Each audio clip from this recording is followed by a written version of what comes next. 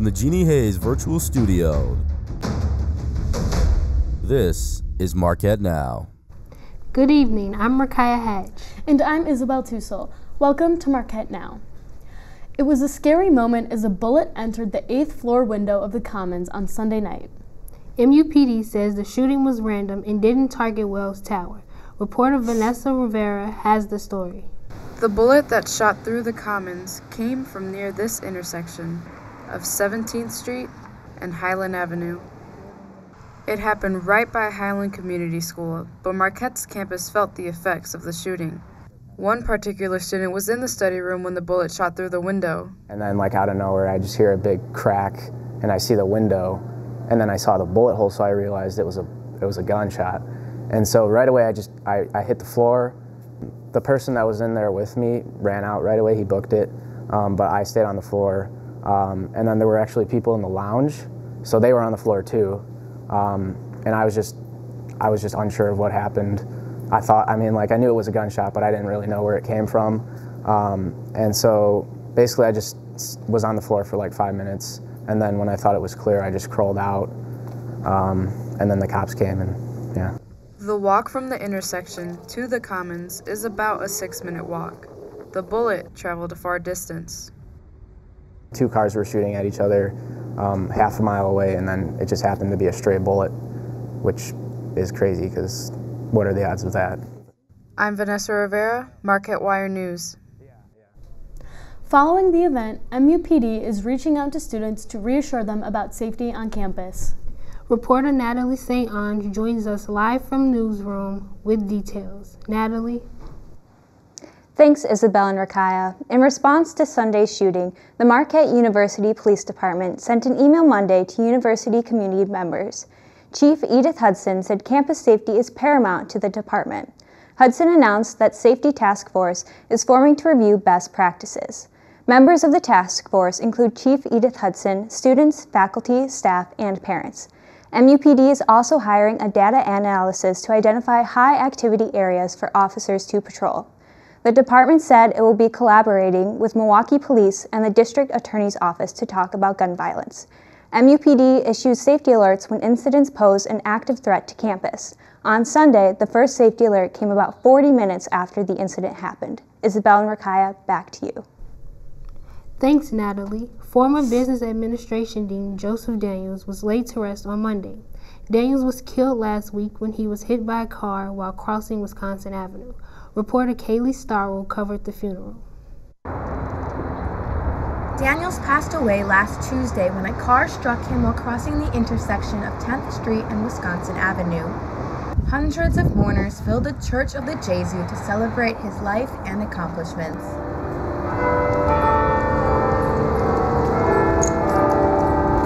The university canceled all business classes from 11 a.m. to 2 p.m. to allow students and faculty to attend the funeral. In lieu of flowers, Daniel's family is asking for gifts in his name to establish a scholarship. I'm Kaylee Starrell, Marquette Wire News. Daniel's tragic death is raising questions about intersection safety on campus. Kaylee Starrell looked into that issue as well. Students and faculty cross the street every day and usually don't think twice about it. However, the recent death of Business Administration Dean Joseph Daniels raises questions of intersection safety at Marquette. Daniels passed away last week when a car struck him while crossing the intersection of 10th Street and Wisconsin Avenue, right in front of Strass Tower. One student living in Strass was left in a state of fear on that night. We thought it was a student, and then we thought it was a hit and run. There was a lot of misinformation, but regardless of who it was really scary that someone could die so close. Located at the heart of the busy city of Milwaukee, Marquette usually sees a lot of traffic. Traffic volume is very high, and adding students to the mix, you increase the density, a lot of pedestrian activity, and that creates some danger and some issues that we're concerned about. Marquette University Police are working on a pedestrian safety initiative to alleviate safety concerns at intersections on campus. And that would involve students assisting other students at the busier intersections and the intersections that we would identify as being higher volume and therefore at greater risk. And while MUPD is taking steps to assure safety, Assistant Police Chief Kranz offers advice on what students can do to be more safe. Look up and pay attention to what's going on around you. It is such a preventative measure, and when we see close calls, it's usually because whoever the pedestrian was looked up and saw what was coming and was able to take action to get out of the way. Accidents like Daniel's may not stop students from crossing the street, but they do make them more aware of their surroundings. Now I pay a little more attention just because it's a reminder that, you know, things do happen. I'm Kaylee Starro, Marquette Wire News. Marquette is mourning the loss of another employee. Maintenance mechanic Bernard Guerrero worked for the Office of Residence Life for the past 14 years. He moved from Guam to Milwaukee to attend Marquette University in 2000. He was 54 years old. After 4 months of revision, an updated demonstration policy was released last Thursday. The new policy states that organizers can demonstrate in public spaces of the Alumni Memorial Union, its green space, the Central Mall, and public property, and open spaces. Organizers must receive prior written approval to demonstrate in other spaces on campus. The updated policy includes safety and security measures, many of which were included in prior policies. This includes behavior that can be prohibited by the university. Marquette students and others across the state have narrowed the field of candidates for this April's election.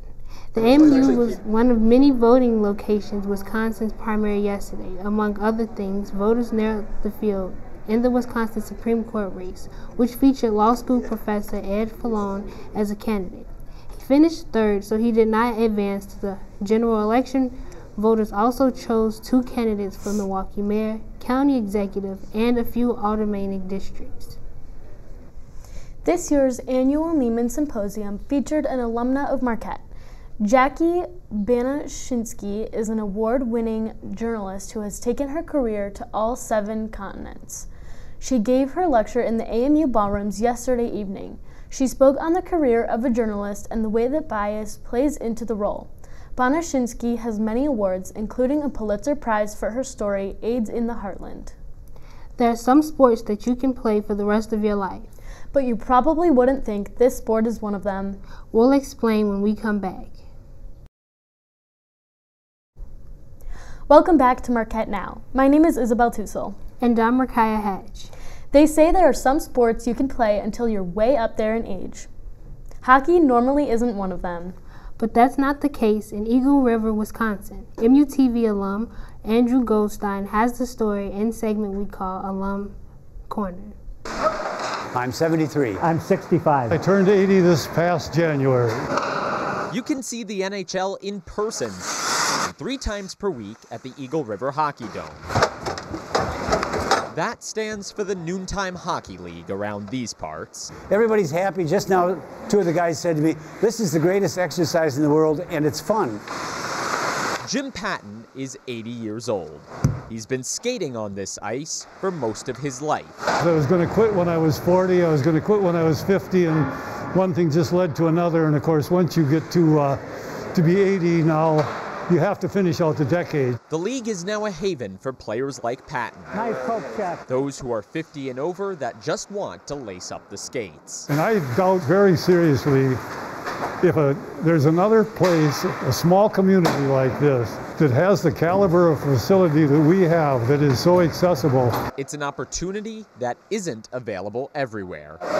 There are other adult hockey leagues in the state. The problem is a lot of them don't allow the players on the ice until it looks like this outside. It's so nice not to have to play hockey at 9 o'clock, 10 o'clock, 11 o'clock at night and drive home. That's probably the best advantage. The earlier start time means the players are able to enjoy each other's company. I have a lot of friends and opportunity to go south for the winter. I'd rather stay here and skate. And as long as those friends keep skating, Jim will keep showing up too. I don't see any reason why we can't make 100 out of this. In Eagle River, Andrew Goldstein, Newswatch 12. Expert panelists came together at the Commons earlier today to talk about public health equity, violence, and mental health. The Community of Practice for Public Health Equity seminar provided a lunch while panelists talked about how important it is to recognize how violence impacts mental health. They also discussed initiatives that are being practiced to help the community. They're opening the conversation to Marquette's campus to teach others more on public health equity. Organizers are hoping to have health equity as a minor and provide a summer program to expand on it.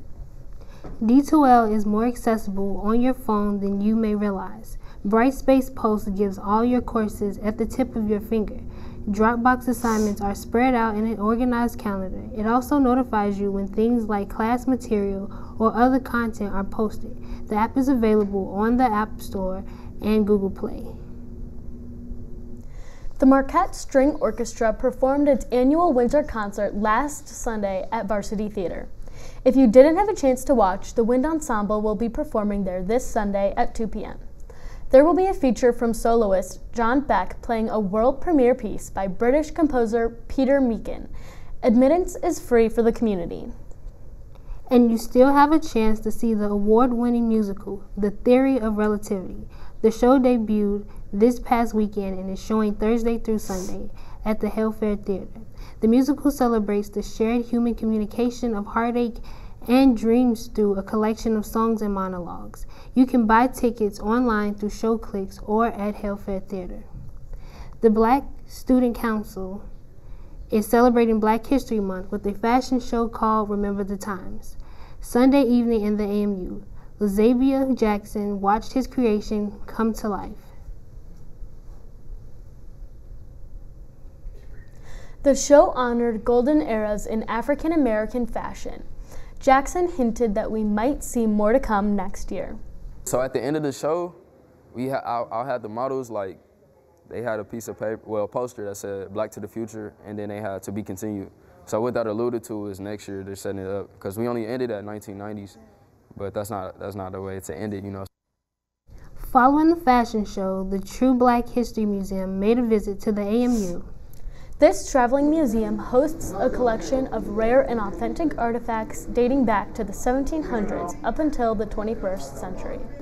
The museum celebrates and highlights the contributions of African Americans throughout history and showcases many unique documents. The National Pan-Hellenic Council of Marquette will be hosting Brew City Stump Down, a Greek step show at Varsity Theater this Saturday at 6 p.m.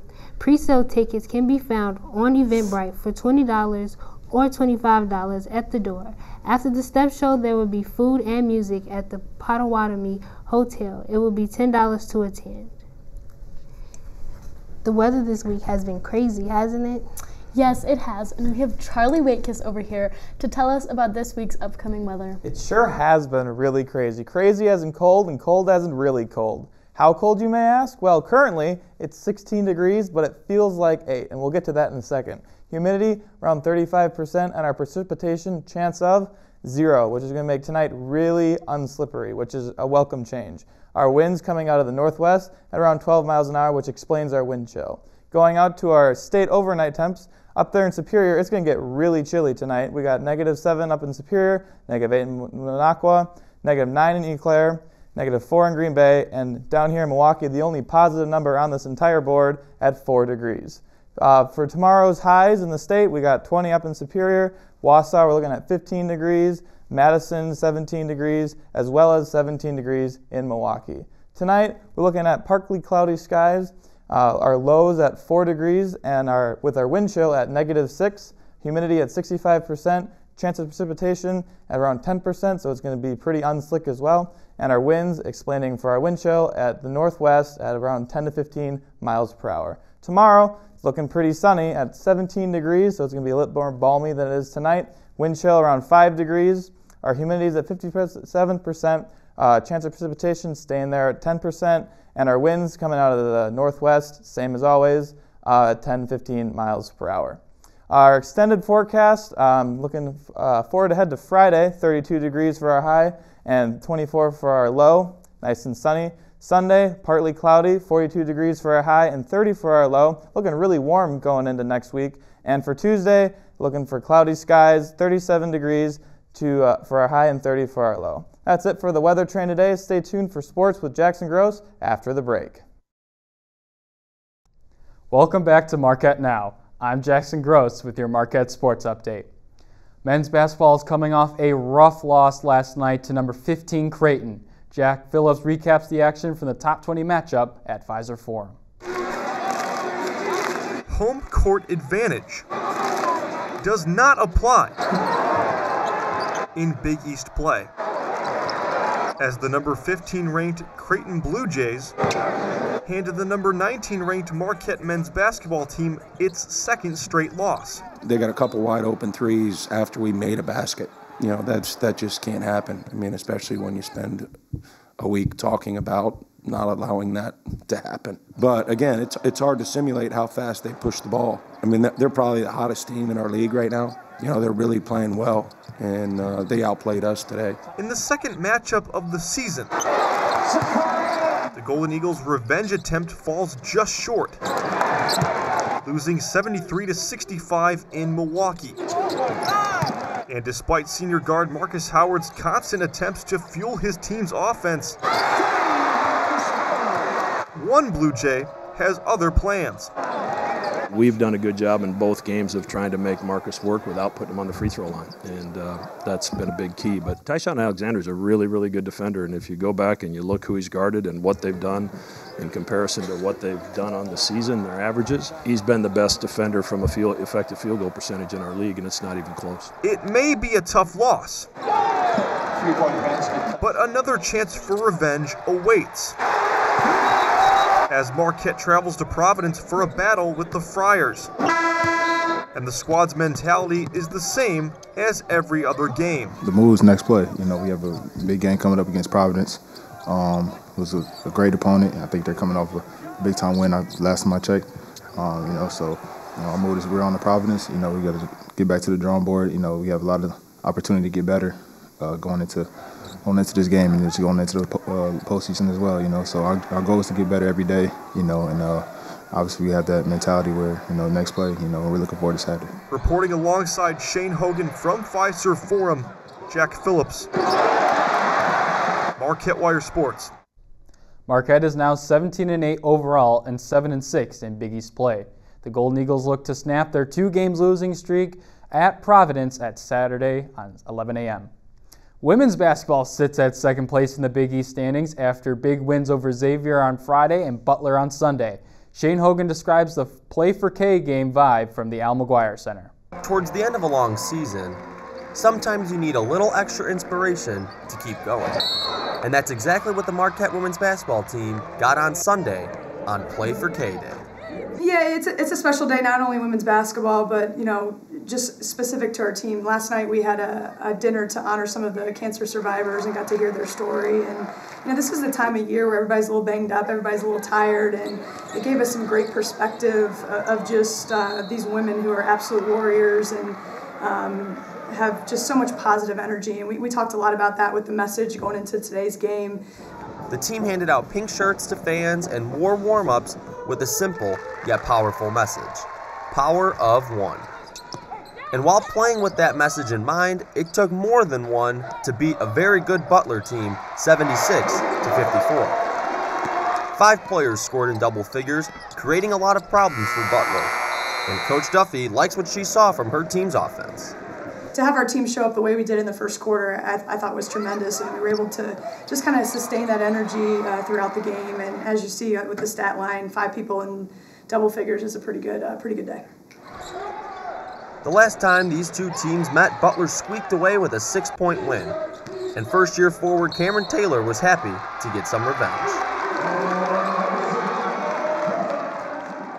It feels really good. I mean, you know, can't dwell on the past too much, but I think that getting this win is really big for us, and it's pretty, you know, a good statement moving forward. Marquette has a 2-game road trip this weekend before an epic showdown with DePaul for the season finale. From the Al McGuire Center, Shane Hogan, Marquette Wire Sports. Head coach Megan Duffy's team is 20-6 on the season and 11-4 in Big East play. The Golden Eagles head to Villanova Friday and then on over to Georgetown on Sunday. Men's lacrosse is recovering after its first loss of the season in an 11-9 decision to Jacksonville on Saturday. Andrew Stimmel and company will now travel to Pontiac, Michigan to take on the Detroit Mercy 11 a.m. on Saturday. The women's lacrosse team is also coming off a loss, 16-6 at Louisville on Monday. Meredith's Black Squad has a record of 1-2 and will return to the Dome to host Canisius Friday at 1 p.m. and then Niagara Sunday at noon. Well, that's all I have for sports, but don't go anywhere because Andy Matei will be right back with Down to the Wire.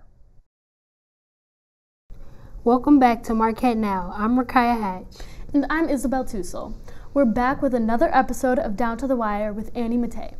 Annie is joined by reporter Sheer Block to discuss her recent story on how students are impacted for summer housing as a result of the Democratic National Convention in July. Annie? Thanks so much for being here, Sheer. How are you tonight? I'm doing well. Thanks for having me. How about you? I'm great. So tell me about how the university plans to get the university residents involved with the DNC. So with the Democratic National Convention coming to Milwaukee this summer, about 50,000 people are expected to come to the city.